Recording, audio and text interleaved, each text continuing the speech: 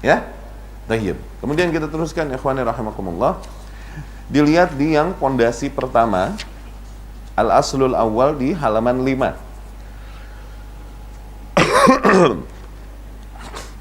Al-asl al-awwal, pondasi yang pertama. Zain. Al-imanu billahi wa malaikatihi wa kutubihi wa rusulihi wal yaumil akhir wal iman bil qadar khairihi wa syarrihi. Beriman kepada Allah, para malaikatnya, kitab-kitabnya, kepada hari akhir, dan beriman kepada qadar yang baik dan yang buruk. Zain. Ini yang kita kenal dengan nama rukun iman, ya. Rukun iman, ikhwani rahimakumullah, tidak terjadi penyimpangan padanya. Semua kelompok beriman kepada Allah, ya, beriman kepada Allah. Beriman kepada rasul-rasulnya, beriman. Kepada kitab-kitabnya, yakni semua kitab-kitab samawiyah itu turunnya dari Allah Subhanahu wa ta'ala. Cuman manusia merubahnya, itu yang kita yakini. Manusia merubahnya. Allah Subhanahu wa ta'ala turunkan 300 kitab lebih di atas muka bumi. 300 lebih, more than 300. Dibawa oleh para rasul. Rasul dan Nabi yang membuat beda itu. Rasul datang membawa syariah baru, membawa undang-undang baru, menyempurnakan undang-undang Rasul sebelumnya. Oke? Nah, undang-undang baru ini dilambangkan dengan kitab baru. Oke? Zain? Para nabi ada di antara para rasul ini, alaihi wassalatu wassalam. Yani ketika manusia, rasul yang ada meninggal, manusia menyimpang selalu. Manusia menyimpang, yakni mereka yang mengaku mengikuti rasul tersebut menambah-nambahkan, innovate agama rasul tersebut, membuat hal-hal baru yang tidak diajarkan, ibadah-ibadah, akidah-akidah yang tidak diajarkan rasul yang ada pada saat itu sallallahu alaihi wasallam. Nah, disitulah fungsi nabi datang setelah rasul tersebut. Nabi ini menyeru manusia kepada kemurnian syariat sebagaimana diajarkan oleh rasul yang ada sebelumnya, begitu. Terus nabi ini, oke? Nabi tidak pernah hilang satu zaman dari seorang nabi. Mati satu nabi, muncul nabi baru. Mati satu nabi, muncul nabi baru. Selalu begitu. Ya, fungsinya menyeru manusia kepada kemurnian agama Rasul sebelumnya. Tuh, ini para nabi. Berabad-abad kemudian baru muncul Rasul baru lagi dengan kitab baru menyempurnakan syariat sebelumnya. Begitu selalu. Itu fungsi Rasul dan Nabi. Jadi bedanya Rasul dan Nabi, ada yang bilang Rasul wajib nyampein, Nabi nggak wajib nyampein. Salah. Nggak mungkin seseorang Allah angkat jadi nabi kemudian tidak wajib untuk menyampaikan, itu mustahil.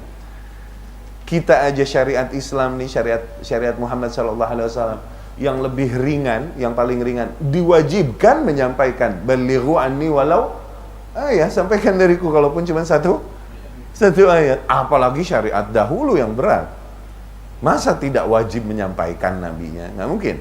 Bukan itu pembedanya. Titik beda antara Nabi dan Rasul adalah Rasul datang dengan buku baru, dengan syariat baru. Nabi datang tidak dengan buku baru, hanya menyeru manusia kepada kemurnian ajaran Rasul yang diutus sebelumnya. Begitu, selalu setiap zaman. Jumlah Nabi ada jumlah Rasul ada 300-an. 300-an lebih. Berarti ada 300 buku. Rasul terakhir siapa? Sebelum Muhammad sallallahu alaihi wasallam, Rasul terakhir siapa? Isa alaihi salam. Tuh, Isa Rasul apa Nabi?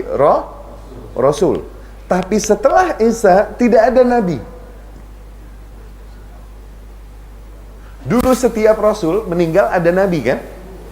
Setelah Isa alaihi salam tidak ada Nabi di muka bumi selama more about 6 centuries, 6 abad. Sampai muncul Muhammad sallallahu alaihi wasallam. Nah, 6 abad ini, this 6 centuries, okay, ini yang dibilang fase jahiliyah. Jadi fase jahiliyah adalah fase di mana muka bumi kosong dari nabi, kosong dari rasul for about 6 centuries. Itu era jahiliyah namanya. Sampai muncul Muhammad sallallahu alaihi wasallam. Nah, Nabi Muhammad sallallahu alaihi wasallam meninggal. Terjadi nggak pada syariat Nabi Muhammad sebagaimana terjadi pada syariat sebelumnya? Kaum yang mengaku mengikuti Nabi Muhammad membuat-buat akidah-akidah, ibadah-ibadah baru. Terjadi nggak? Terjadi kan? Sebagaimana syariat sebelumnya. Tapi setelah Nabi Muhammad tidak ada nabi. Dulu ada nabi yang menyerukan manusia kembali kepada the purity of their syariah, iya kan? Tapi setelah Nabi Muhammad, no nabi. Setelah Rasulullah, lalu siapa yang menyeru kembali kepada the straight path? Oke? Siapa? Ulama. Para ulama. Rahimahumullah ahya'an wa amwat.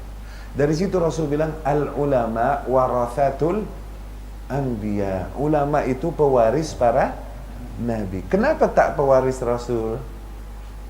Kalau Rasul bawa kitab baru, ulama tak bawa kitab baru. Tapi pewaris tugas nabi menjelaskan agama yang sebenarnya, yang sahih itu kepada manusia. Itu. Ya. Oke, kembali. Kitab ada 300-an. Ibnu Qayyim al-Jauziyah rahimahullah bilang 300-an kitab ini terangkum di dalam 3 syariat inti, 3 kitab besar, yaitu Zabur, Taurat, Al-Ahdu Al-Qadim nih, Old Testament, perjanjian lama, sama Injil, Bible, New Testament, perjanjian baru, Al-Ahdu Al-Jadid. Ini merangkum yang ratusan tersebut. Nah, 3 kitab ini terangkum lagi di dalam 1 kitab penutup terakhir, yaitu Al-Quranul Karim. Tuh, kita udah summarize all the kitab. Iya kan? Al-Quran terangkum lagi di dalam 1 surat, yaitu Al-Fatihah. Makanya dibilang Ummul Kitab, Ummul Quran, ibunya Al-Quran. Maknanya surat-surat yang lain adalah penjabaran panjang lebar dari apa yang Allah globalkan di Al-Fatihah. Al-Fatihah terangkum lagi di dalam 1 ayat, Iyyaka na'budu wa iyyaka nasta'in. Ajib. Kalam Ibnu Qayyim Jauziyah rahimahullah. Beriman kepada kitab, semua beriman, semua kelompok. Beriman kepada para malaikat, beriman kepada kitab-kitab, beriman kepada hari akhir. Nah, tapi di rukun iman yang terakhir, yaitu beriman kepada qada dan qadar, atau disebut qadar saja. Nah, di sini terjadi penyimpangan. Di sini terjadi infidelity. Penyimpangan terjadi di rukun iman yang terakhir, yaitu apa? Beriman kepada takdir. Sebagian kaum muncul dan berkata, tidak ada takdir sama sekali. Tuh. Sehingga mereka berkata bahwasanya Allah tak tahu perkara-perkara yang terjadi sebelum hal itu terjadi. Tuh, Allah tidak menentukan itu terjadi. Ini kelompok yang dibilang Qadariyah. Qadariyah. Oke? Sebagian kaum di kutub satunya bilang, oh, semua telah Allah takdirkan. Kalau macam tuh, untuk apa lagi kita berusaha, berikhtiar? Tak usah ikhtiar. Wah, ini salah juga. Ini 2 kutub berseberangan dan dua-duanya ngaco. Dua-duanya salah. Oke? Ahlus sunnah, salah satu ciri intinya selalu di tengah. Nah, ini jadi kaidah. Al-haqqu wasatun bainar radhilatain. Hak itu selalu perkara yang di tengah di antara 2 kesesatan. Hak itu selalu perkara yang adanya di tengah di antara 2 kesesatan. Selalu. Contohnya di kasus Qadar ini, Ahlus Sunnah di tengah. Oke? Di antara 1 kelompok yang bernama Qadariyah, 1 kelompok bernama Jabriyah. Pernah dengar? Jabriyah. Oke? Pembahasannya. Kaidah-kaidah mengimani qadar dalam kita, di dalam kaidah akidah Ahlus Sunnah. Yang perlu dikuasai muslim, yang perlu diketahui muslim untuk mengimani qadar. Ini rukun iman, bro. Bahaya. Kita nggak beriman sama qadar, nanti amal soleh kita sebesar apapun tidak diterima oleh Allah Subhanahu wa ta'ala. Bahaya itu. Yahya bin Ya'mur rahimahullah bersama kawannya pada saat itu, Abdurrahman ini tabi'in, Abdurrahman, ana lupa nama tabi'in. Mereka datang dari Basrah, dia mau mampir ke Madinah. Mereka berkata, kalau kita ketemu sahabat di antara sahabat Rasul sallallahu alaihi wasallam, nanti kita tanya sama mereka tentang apa yang dikatakan manusia sekarang tentang qadar. Ya, ini lagi booming, lagi tren.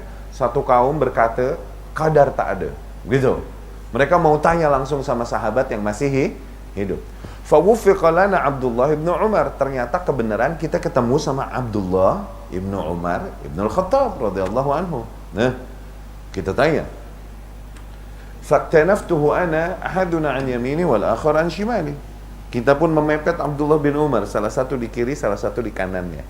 Kemudian aku bertanya kepadanya, ya Aba Abdurrahman, wahai Abu Abdurrahman, yakni Abdullah bin Umar, innahu dhahara qibalana unasun, sesungguhnya muncul di negeri kita satu kaum, yaqra'una al-Quran, begitu mereka kuat baca Quran, wa yatakaffaruna al-ilm, begitu mereka sering menggali-gali ilmu.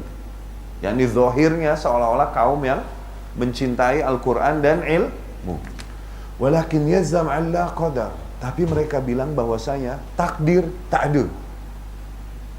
Wa annal amra unuf, dan bahwasanya semua perkara ini terjadi begitu saja. Al-unuf yakni musta'naf, yakni sudden.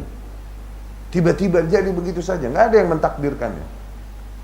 Abdullah bin Umar berkata radhiyallahu anhu, "Idza laqid haula," apabila kau bertemu dengan mereka, akhbirhum annahum bura'a'um minni wa anni bari'um minhum. Katakan pada mereka bahwasanya mereka berlepas diri dariku, aku pun berlepas diri dari mereka. Wallahi law kan li uhudihim mithla uhudin dhahaban thumma anfaqahu fi sabilillah. Demi Allah, kalau mereka punya emas sebesar gunung Uhud, kemudian mereka sodakohkan di jalan Allah, maka bilallahu minhu, Allah tak terima sedikit pun jadi pahala. Hatta yu'mina bil qadar, sehingga dia beriman dulu kepada takdir Allah. Bahayanya nih, kepleset masalah takdir sampai begitu. Zen? Nah, maka kaidah-kaidah mengimani takdir yang diyakini Ahlus Sunnah perlu dilihat. Mengimani takdir ada 4 level. Oke? Yang pertama kita mesti al-ilm. Kita tahu dulu al-ilm. Al-ilmu. Yani Allah zat yang maha tahu. Allah zat yang maha tahu. Tak ada yang luput dari pengetahuan Allah. Di dalam hal ini kita meyakininya Allah ya'lamu ma kan wa ma yakun wa ma sayakun wa ma lam yakun kaif law kan yakun. Allah mengetahui semua hal yang telah terjadi, sedang terjadi, akan terjadi, dan yang belum terjadi nanti terjadinya seperti apa, Allah maha tahu. Sudah. Enggak terjadi kalau Allah tentukan tidak terjadi, begitu kan? Allah maha tahu. Nih yang pertama apa? Al-ilm, ilmu. Yani keilmuan Allah yang sempurna. Tuh, level 1. Next. Baru al-kitabah, penulisan. Allah perintahkan kepada qalam. Qalam nih apa? Pulpen, pena. Perintahkan kepada. Ini di hadisnya Ibnu Abbas radhiyallahu anhu. Awwalu ma khalaqallahu al-khalqa al-qalam. Makhluk pertama yang Allah ciptakan itu al-qalam, pena. Kemudian Allah berkata kepada pena, "Uktub," tulis. Pena pun berkata, Madza aktub ya Rabbi? Apa yang aku tulis wahai Rabbku? Allah berkata, uktub ma huwa kain ila yaumil qiyamah. Tulis semua hal yang akan terjadi sampai hari kiamat. Ditulislah oleh pena di kitab yang ada di sisi Allah. Kitab ini namanya Lauhul Mahfuz. Lauhul Mahfuz. Tuh. Ditulis semua kejadian di alam semesta, ditulis. Tidak ada yang luput. Kalaupun cuma sehelai daun yang jatuh, pasti tertulis. Dia tidak jatuh kalau tidak ditulis. Okay? Nggak ada yang luput. Kabiran wa saghiran, baik peristiwa-peristiwa besar, hancurnya sebuah negara, perangnya dua umat, atau bencana alam yang mematikan manusia, ini peristiwa besar. Atau peristiwa kecil, baik cuman angin yang berhembus membawa butiran-butiran pasir, tertulis di Lauhul Mahfuz. Detail. Zain? Yang pertama apa? Ilmu Allah yang sempurna, perfect. Zain? Kemudian Al-Kitabah, penulisan. Setelah penulisan baru Al-Masyiah, kehendak.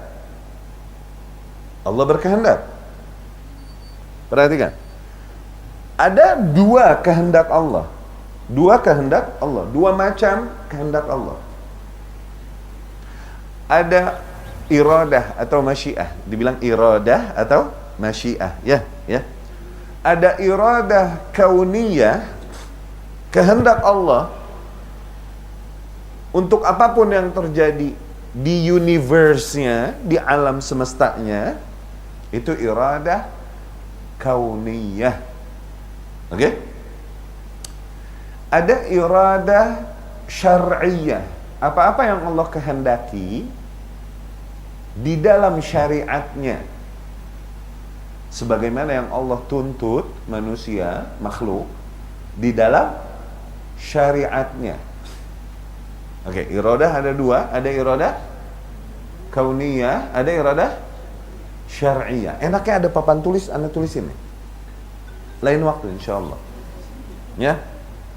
Kauniyah sama syar'iyah. Kauniyah, apapun yang terjadi di alam semesta itu terjadi karena Allah kehendaki untuk terjadi. Mau bad, mau good, terjadi dia, berarti Allah kehendaki itu untuk terjadi. Mau Allah cintai, Allah tidak cintai, tapi Allah kehendaki untuk terjadi, maka terjadilah. Dengan segala hikmahnya. Tuh. Ini iradah kauniyah. Iradah yang kedua, iradah apa? Syar'iyah. Iradah syar'i yang Allah tuntut pada para makhluknya. Yang sesuai dengan syariatnya, nilai-nilai syariatnya.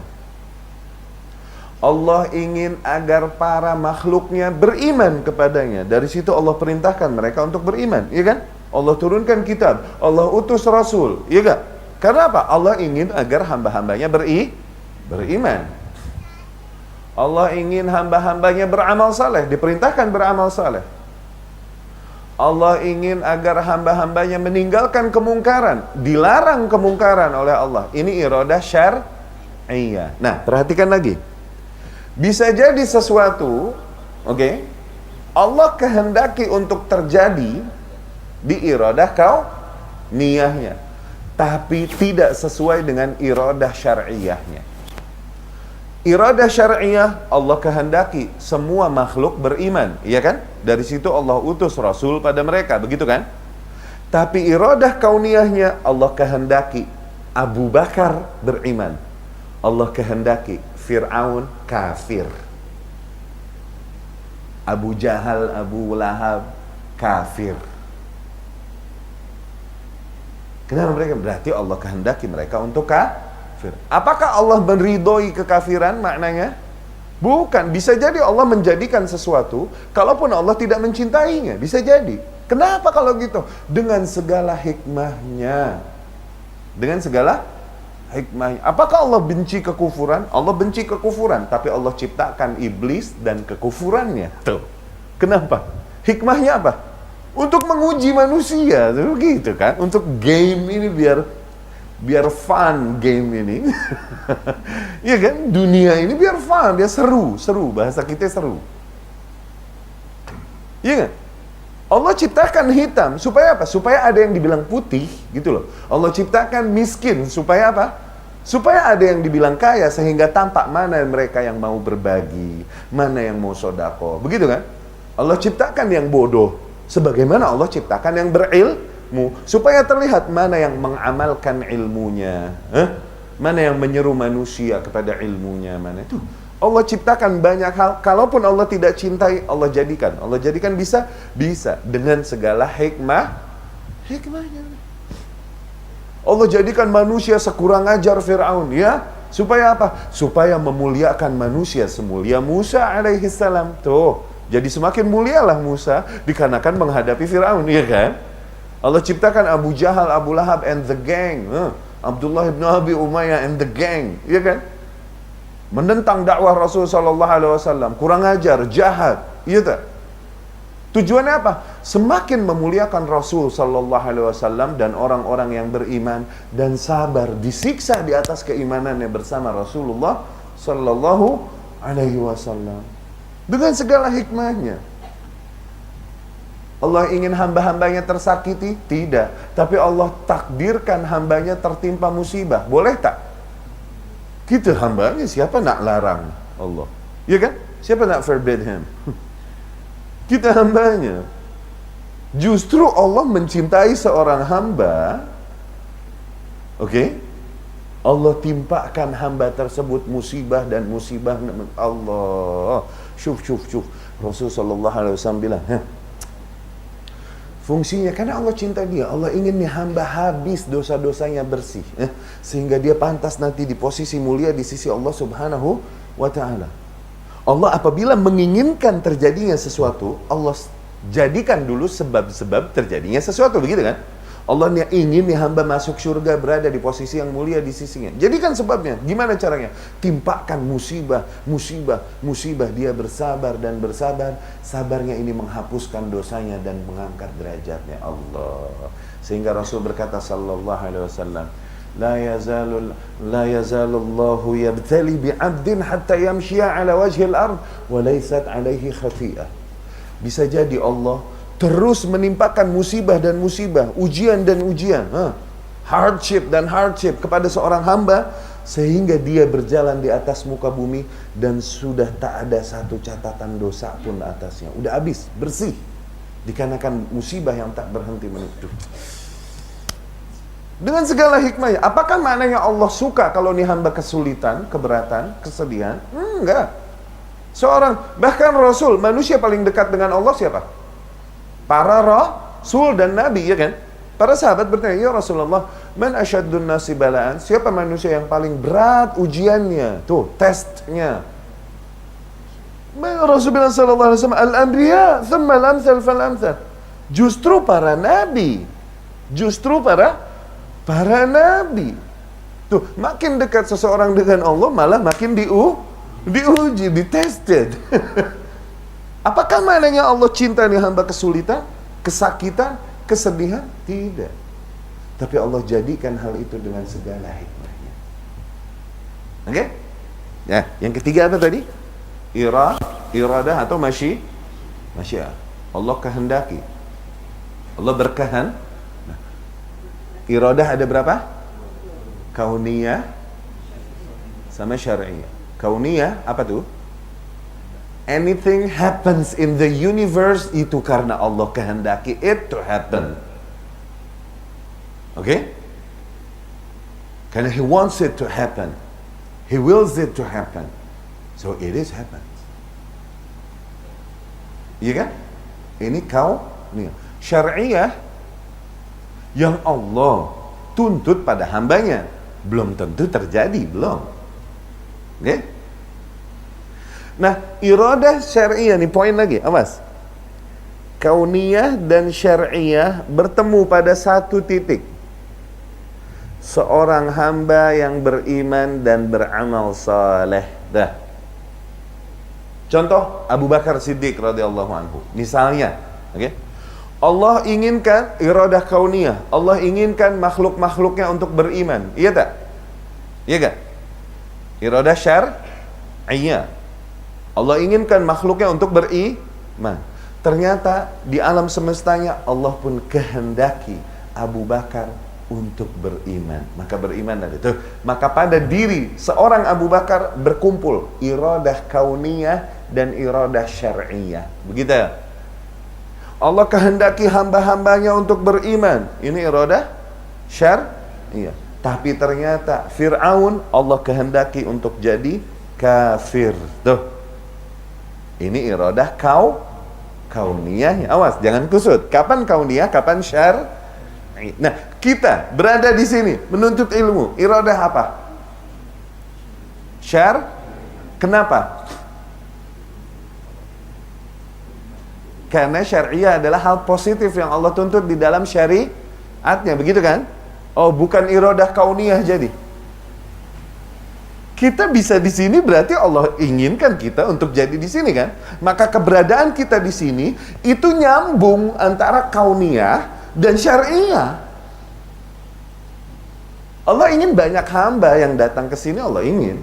Tapi ternyata si fulan nggak bisa, si fulan tuh Allah kehendaki si fulan nggak bisa datang. Allah kehendaki si fulan nggak bisa datang.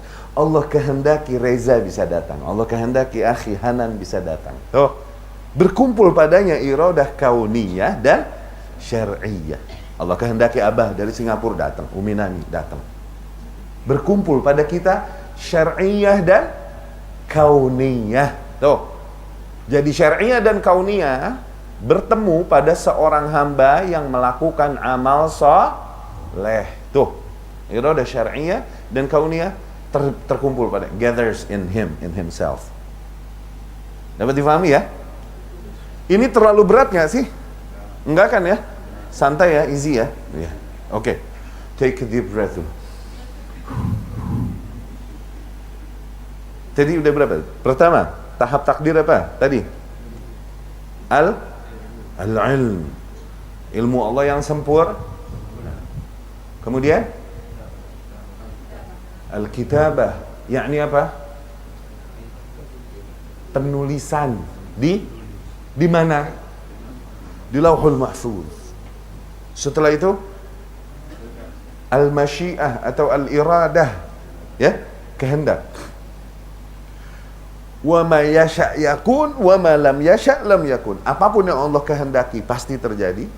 Apapun yang tak Allah kehendaki maka tak terjadi. Ini di alam semesta. Yang keempat nih, terakhir. Al-khalq. Mulailah penciptaan. Allah mulai menciptakan alam semesta. Allah mulai menciptakan universe. Oke? Allah mulai menciptakan langit 7 lapis, bumi 7 lapis. Allah menciptakan bulan, matahari. Itu mulai penciptaan. Tadinya semua nggak ada nih, nggak ada makhluk. Tahapannya ini. Nah, lagi kata Rasul sallallahu alaihi wasallam. Yang terakhir apa?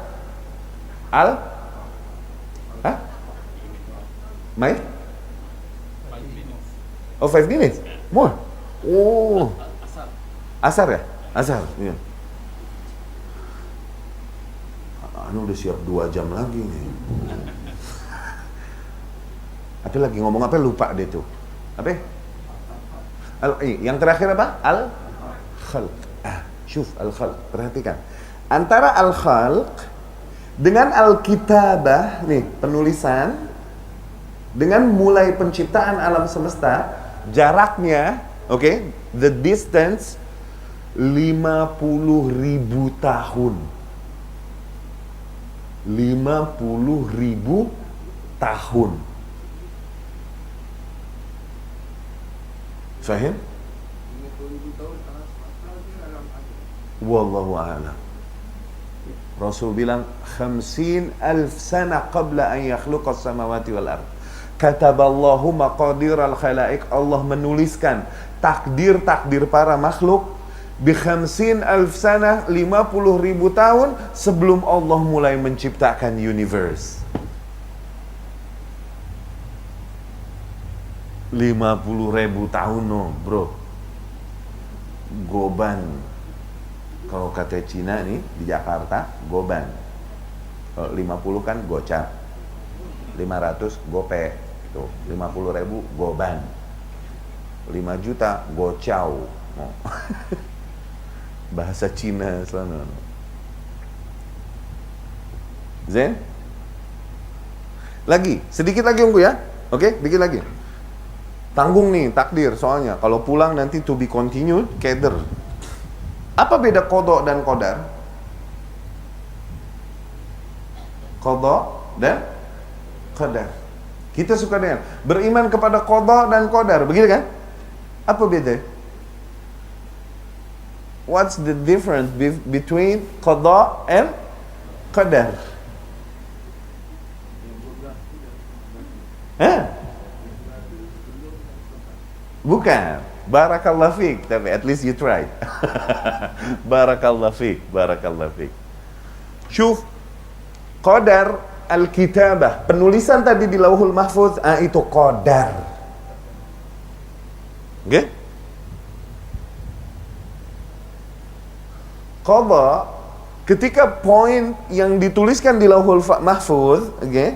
Ini poin udah tertulis 50.000 tahun sebelum terjadi alam semesta, oke? Okay? Aneh ngambil air, tuh takdir gak nih? Takdir ya? Nggak terjadi, kalau nggak ditakdirkan nggak terjadi, udah, iya kan? Terjadi aneh. Tuh, 50.000 tahun yang lalu udah dituliskan aneh ngambil air, tuh poin, satu poin. Kemudian Allah qada, yakni poin yang tertulis di situ Allah jadikan di alam semesta, tuh dijadiin di alam semesta untuk terjadi, tuh di qada. Qada adalah ketika merealisasikan poin yang tertulis di Lauhul Mahfuz, tuh di qada. Pada dasarnya beda tuh qada dan qadar begitu. Tapi umumnya nanti di dalam penggunaannya dibilang qadar termasuk qada, dibilang qada termasuk qadar. Dapat difahami ya? Zain? Syubhat. Bisa tak rubah qadar? Rubah takdirmu. Hah? Bisa gak? Come on. Bisa. Barakallahu fiik. Mama, bisa gak rubah takdir? Hah? Takdir kita udah di dapur mulu, gua mau rubah takdir. Bisa gak? Takdir bisa dirubah gak? Kalau bisa dirubah, is it means bahwa ternyata yani ada hadis-hadis, awas, makanya jangan selalu lihat, makanya kita bilang kita ahlus sunnah jangan lihat dalil-dalil Al-Quran atau hadis hanya satu sisi, one side, oke? Okay? Anda cerita dulu satu sisi. Ada hadis dari Rasul Shallallahu Alaihi Wasallam yang maknanya demikian, diantaranya yang riwayatnya Ibnu Umar sendiri radhiyallahu anhu. La yaruddul qada illa du'a. Tidaklah dapat membantah qada kecuali doa. Tuh, qada adalah ketika Allah jadikan. Oke? Tapi ketika Allah jadikan bisa jadi itu tidak terjadi dengan doanya seorang hamba. Tuh. Di sanad lain qada zain dan doa seorang hamba terus saling mendorong di langit nih sampai hari kiamat. Allah. Berarti bisa nggak merubah takdir? Dari sini. Bisa kan? Oke. Dari hadis tadi ya. Tapi apakah maknanya merubah takdir? Maknanya, apakah maknanya? Udah ditulis di Lauhul Mahfuz. Ternyata Allah melihatnya hamba, doanya luar biasa ya. Terus udah takdirin begini, jangan deh, nggak jadi deh, kita hapus yang di sini deh. Begitu? Kita ganti. Masa begitu? Masa begitu? Gitu loh. Itu kayak, itu human error, itu ada. Oke? Okay? Masa begitu, Mak? Apakah kita memaknai takdir bisa dirubah itu demikian, gitu? Yang ini dihapus poin yang ada di Lauhul Mahfuz, ditulis poin baru. Kemana? Enggak. Lalu gimana? Nih, jadi jawaban sebenarnya tidak ada yang bisa merubah takdir. Oke? Ustadz, kalau gitu hadis-hadis yang berbicara tentang merubah qada atau qadar, gimana kita memahaminya? Karena hadisnya sahih, kita nggak boleh pura-pura buta. Maka jawaban kita, ya hadis itu sahih.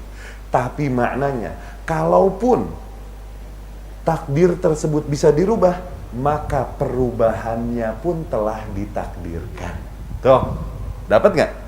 Allah takdirkan nih hamba harusnya suwe, oke? Apa suwe?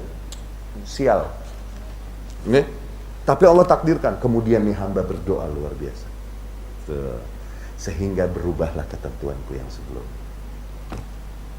Jadi kalaupun bisa dirubah takdir, maka perubahannya pun adalah sesuatu yang telah ditakdirkan sama. Jadi bisa berubah nggak actually? Nggak, nothing change sebenarnya.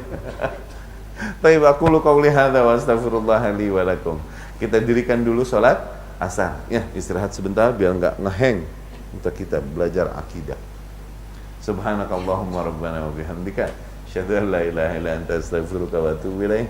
Assalamualaikum warahmatullahi wabarakatuh.